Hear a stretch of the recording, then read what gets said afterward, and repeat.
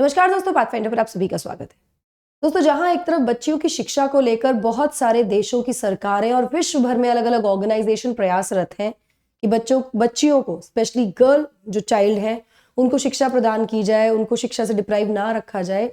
वहीं दूसरा पहलू ये है बच्चियों की शिक्षा का, जहां पर बच्चियों को ऑब्स्ट्रक्ट या रोका जाता है शिक्षा पाने से। वो तालिबान हो अफगानिस्तान में, या अब जो एक रिसेंट कुछ चीजें ईरान में चल रही हैं, जहां पर देखा गया है कि बच्चियों को पॉइजन किया जा रहा है। जो स्कूल गोइंग बच्चे हैं उनको पॉइजन किया जा रहा है। एग्जैक्टली पूरी जो सिचुएशन है वो क्या है पूरी न्यूज, आइए जानते हैं in the session today. So Iran में ईरान एक मैसिव एंटी हिजाब प्रोटेस्ट झेल रहा है। पूरे देश भर में एंटी हिजाब प्रोटेस्ट चल रहा है, काफी महीनों से अब ये चल रहा है। अब यहां पर कुछ बच्चियों को, मतलब सौयों बच्चियों को जो स्कूल जाने वाली हैं, वो एडमिट हुई हैं हॉस्पिटल में after suffering mild poison attack. Poison attack से वो सफर कर रही है, उनको एडमिट कराया गया हॉस्पिटल्स में। मतलब एक के बाद एक कोई ना कोई समस्या यहाँ पर आ ही रही है। पहले एंटी हिजाब प्रोटेस्ट, जिसमें लड़कियां पुरुष सभी बाहर निकल आए हैं। इसके हिजाब की जो भी कंट्रोवर्सी है हम सभी जानते हैं, उसके बारे में टुवर्ड द एंड हम बात करेंगे। अब ये पॉइजन अटैक, तो यहाँ ईरान के जो डेप्यूटी हेल्थ मिनिस्टर हैं यूनिस पनाही, उन्होंने रिपोर्टर्स को बताया कि कुछ इंडिविजुअल्स ऐसा चाहते हैं कि स्कूलों को बंद किया जाए, स्पेशली जो लड़कियों के स्कूल हैं, जो गर्ल्स स्कूल हैं, ऐसा रिपोर्ट किया गया। साथ में उन्होंने कहा कि जो भी केमिकल का इस्तेमाल किया जा रहा है, जिसमें आरोप लगाया कि बच्चों को पॉइजन किया जा रहा है, वो ट्रीटेबल है। ये एक बहुत बड़ी रिलीफ है कि जो अधिकतर जो परसेंटेज है उस केमिकल का वो ट्रीटेबल है। तो अभी तक कोई मिसहैप, किसी की जान नहीं गई है, ये हम शुक्र मना सकते हैं। चलिए, जो सीरीज है पॉइजनिंग अटैक्स की ईरान में, वो नवंबर में शुरू हुई थी। यहाँ पर ये कहा गया है कि नवंबर 2022 से ये पूरा जो आरोप है पॉइजनिंग का बच्चियों को शुरू हुआ, और बीबीसी के अकॉर्डिंग 700 बच्चियां अभी तक पॉइजन हो चुकी हैं नवंबर से अब तक। दिसंबर, जनवरी, फरवरी 3 महीने हुए हैं, सिर्फ 3-4 महीनों में 700 से ज्यादा बच्चियां पॉइजन उनको किया जा चुका है। जो केसेस हैं वो इनिशियली रिपोर्ट किए गए थे फ्रॉम ईरान ओम सिटी, जो कि एक काफी होली सिटी है ईरान की।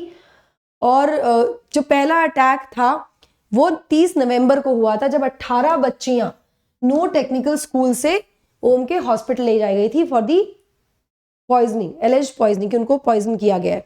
जो ये सिटी है 160 किलोमीटर साउथ है तेहरान के, और ये बहुत ही कंजर्वेटिव और रिलीजियस सिटी है, जो कि घर है ईरान के क्लर्जीज और थियोलॉजिकल सेमिनरीज का, जहां कंट्री के लीडर्स और प्रेसिडेंट्स पढ़े भी हैं। तो ये काफी रिलीजियस जगह है।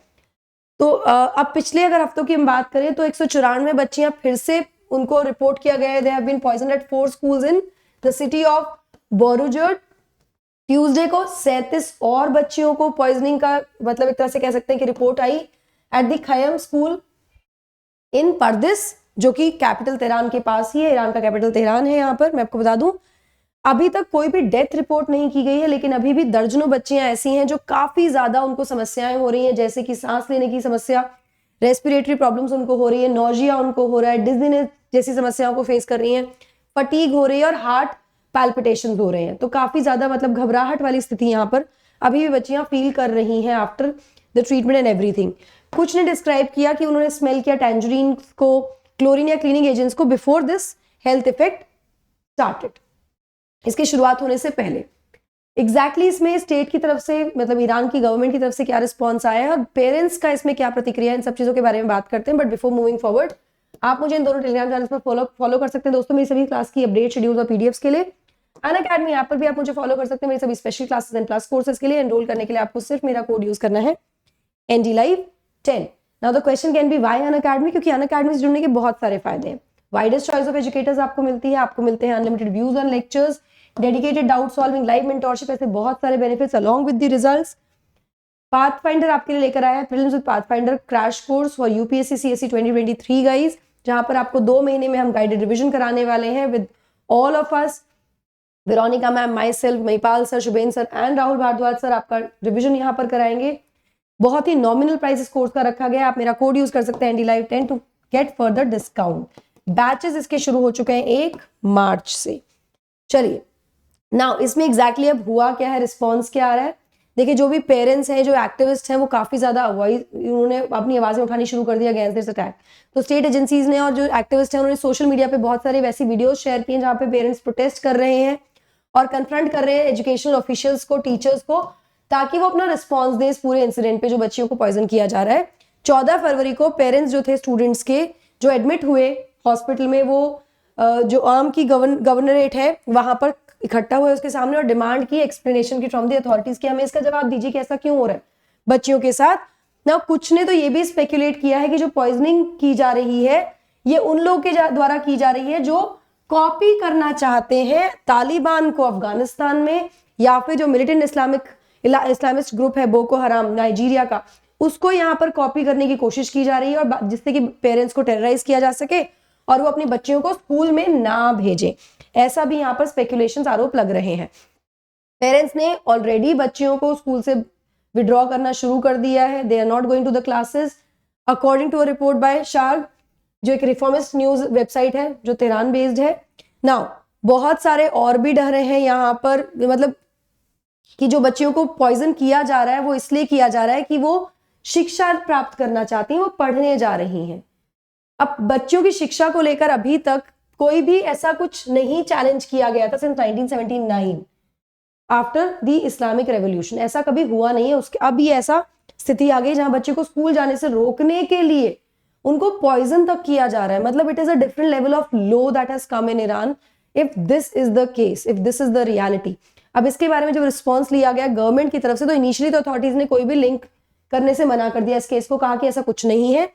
लेकिन बाद में मतलब रीजंस क्या दिए गए कि भाई विंटर्स हैं, क्योंकि ईरान में अभी फिलहाल तो बहुत सारे स्कूल्स में हीटिंग होती है नेचुरल गैस के द्वारा, जिसकी वजह से ये स्पेकुलेशन लगाया जा रहा है कि कार्बन मोनोऑक्साइड लीक हुई होगी शायद, जिसकी वजह से कार्बन मोनोऑक्साइड पॉइजनिंग हुई है और वो बच्चों को अफेक्ट कर रही है।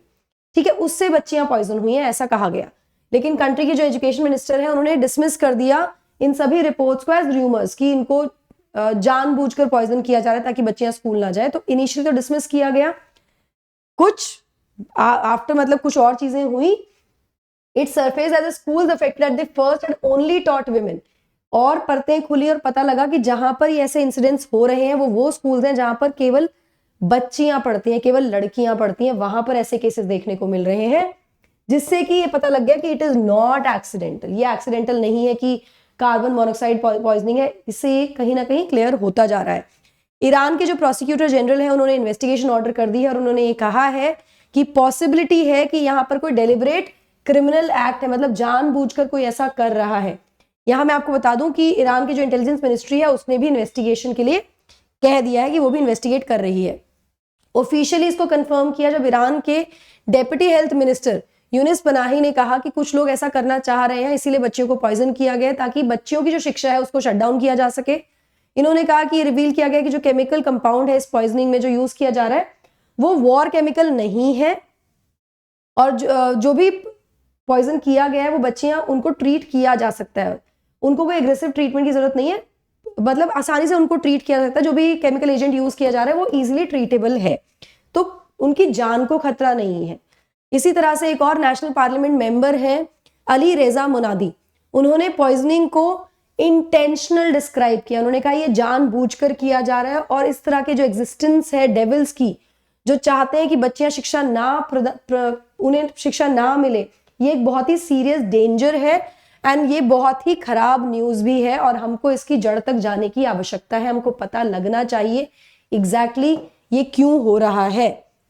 अगर हम ओवरऑल बात करें ईरान में, तो ना केवल ये स्थिति जो फिलहाल बच्चियों के साथ है, इसके अलावा जो एंटी हिजाब प्रोटेस्ट चल रहा है या उससे पहले भी एसिड अटैक्स के केसेस महिलाओं पर देखे गए हैं, तो ये कहना बिल्कुल गलत नहीं होगा कि फिलहाल तो ईरान सेफ नहीं लग रहा है बच्चियों के लिए, विमेन्स के लिए। यहाँ पर अगर हम एंटी हिजाब प्रोटेस्ट की बात करें तो सितंबर से लास्ट ईयर से ईरान विटनेस कर रहा है कि anti government protest which was sparked by the death of 22-year-old Mahsa Amini, जो कि पुलिस कस्टडी में थी। अमीनी विजिट कर रही थी तेहरान फ्रॉम खुर्दिश सिटी जब उन्हें डिटेन किया गया for not wearing her well properly. वो जो हिजाब उन्होंने ठीक से नहीं पहना हुआ था, उसके बाद उनको डिटेन कर लिया गया था। उनकी डेथ के बाद महिलाएं जो थी अलग अलग जगहों से वो स्ट्रीट्स पर आकर उन्होंने प्रोटेस्ट करना शुरू कर दिया अगेंस्ट दी गवर्नमेंट। जिसमें से काफी महिलाओं ने अपने हिजाब को बर्न भी किया। इसके अलावा 2014 में भी एक सीरीज ऑफ एसिड अटैक्स देखे गए महिलाओं पर in Iran Isfahan because of the victims were wearing clothing or headscarves that did not conform to perceived Islamic norms।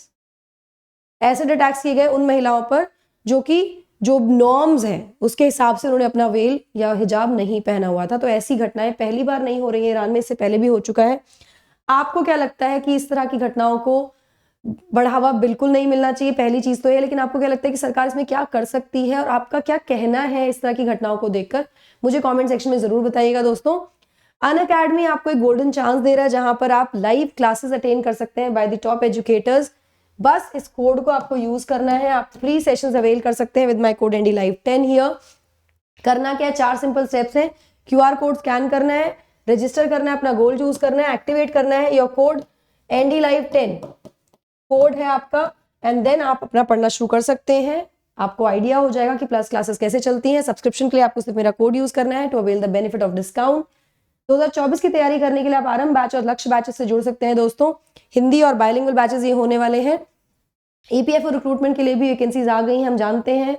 तो ये बहुत ही नॉमिनल प्राइस पे we started a course, will be starting a course. आपको सिर्फ मेरा code use करके enrol करना है इस कोर्स पर, अवेल करना है benefit. That is it from my side. I hope you like the session. Don't forget to like, share and subscribe to the channel, and also hit the bell icon so that you get notifications about our latest updates. Thank you so much. God bless. Take care.